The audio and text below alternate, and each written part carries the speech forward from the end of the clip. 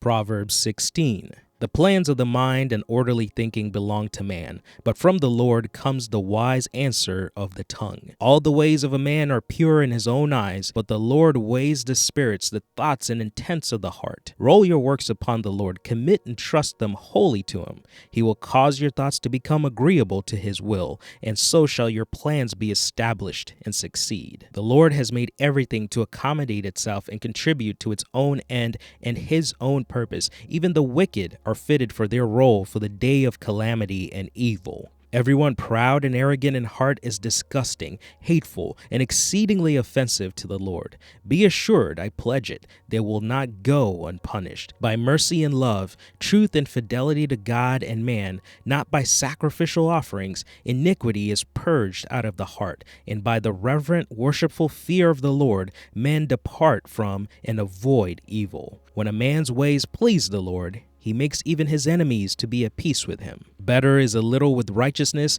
uprightness in every area and relation and right standing with God than great revenues with injustice. A man's mind plans his way, but the Lord directs his steps and makes them sure.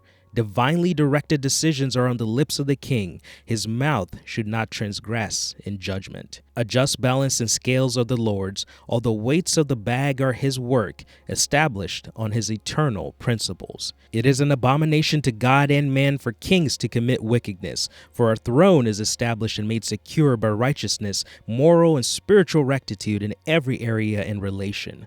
Right and just lips are the delight of a king, and he loves him who speaks what is right. The wrath of a king is as messengers of death, but a wise man will pacify it. In the light of the king's countenance is life, and his favor is as a cloud bringing the spring rain. How much better it is to get skillful and godly wisdom than gold, and to get understanding is to be chosen rather than silver. The highway of the upright turns aside from evil. He who guards his way preserves his life. Pride goes before destruction, and a haughty spirit before a fall. Better it is to be of a humble spirit with the meek and poor than to divide the spoil with the proud. He who deals wisely and heeds God's word and counsel shall find good, and whoever leans on, trusts in, and is confident in the Lord, happy, blessed, and fortunate is he. The wise in heart are called prudent, understanding, and knowing, and winsome speech increases learning in both speaker and listener. Understanding is a wellspring of life to those who have it,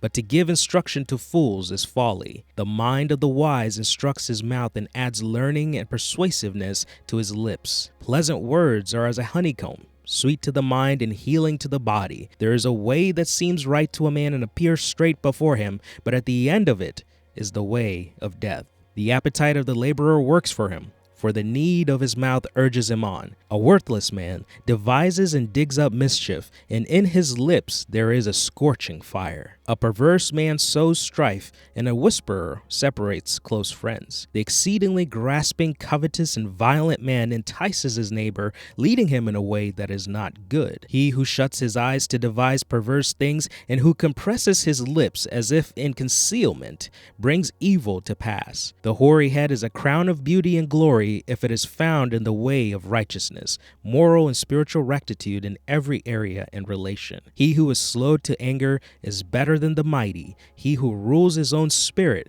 than he who takes a city. The lot is cast into the lap, but the decision is wholly of the Lord. Even the events that seem accidental are really ordered by him.